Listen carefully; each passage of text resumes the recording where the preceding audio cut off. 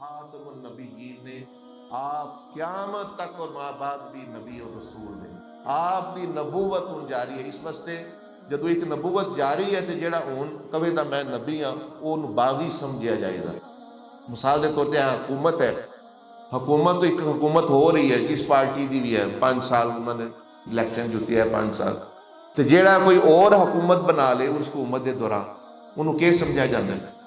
باغی سمجھا جاتا ہے نا بھائی نے چلو الیکشن لڑو کمپین کرو جو بھی کر رہے ہو، لیکن تسی حکومت دا ہی دعویٰ کر دو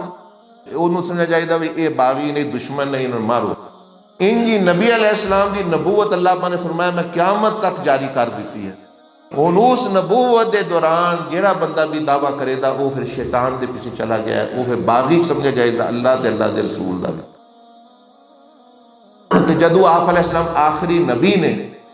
تو پھر آپ دی گل نو بھی آخری گل سمجھو۔ جی تسی پڑھیا بھی جاندے ہو اے جی اپنے گویڑ بنے ہے جی اے جی بندہ بڑا گویڑی ہے، اے جی بندہ بڑا سیانا ہے، انج ہے، اے جی پڑھیا نے فیصلہ کس رہا ہے وہ وڈی پڑھیا ہے جی اے نا جی 10 پنڈاں دی فلاں میاں صاحب آئے نے، چودھری صاحب آئے نے، راجہ صاحب آئے نے، وڈیرا آیا ہے، فلاں آیا ہے، سائیں آیا ہے، جو بھی آئے اپنے علاقے نے مختلف، وہ کہتے ہیں جی اچھا جی انہاں نے جڑی گل کر سری ہے پڑھیا نے ہون جی بات اے ہی آخری گل جی ہون اے ہی آخری گل ہون یہ تو بعد نہیں تو دوجے بھی مان جاندے جی ہوں کے کریے پڑھیا نے فیصلہ کر دیتا ہے، یا سپریم کورٹ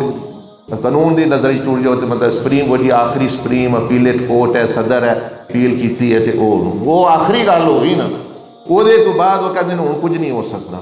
اس طرح ہی جہاں بندہ نبی علیہ السلام تے ایمان رکھتا ہے اور انہوں دی ختم نبوت تے ایمان رکھتا ہے، جس معاملے وچ آپ گل فرما دین کچھ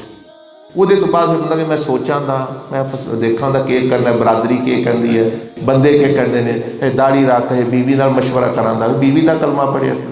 اچھا نماز پڑھ رہے میں دوستاں نال مشورہ کر رہا انہاں دا کلمہ پڑھیا، انہاں تینوں بچانا ہے، انہاں تینوں کرنا ہے کلمہ تو نبی علیہ السلام دا پڑھ کے مشورہ تو کرنا میں دنیا نال کرنا ہے۔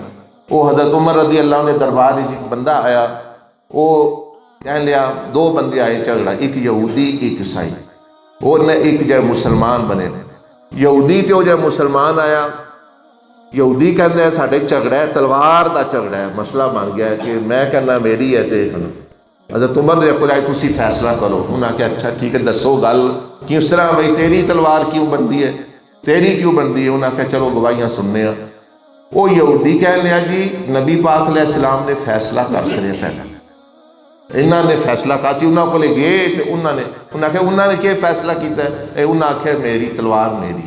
لیکن یہ مسلمان کہتے ہیں چلو حضرت عمر کو بھی پوچھ لو۔ حضرت عمر فرماتے ہیں رضی اللہ تعالیٰ عنہ ٹھیک ہے تسی بیٹھو تے میں آنا، وہ گھر اندر گئے کمرے دے تلوار لیا کے فوراً سر قلم کر دی، انہاں آکھیا جڑا نبی علیہ السلام تو بعد بھی فیصلے دی تلاش وچ ہے اور میرے کو فیصلہ تو پھر عمر دا پھر اے فیصلہ،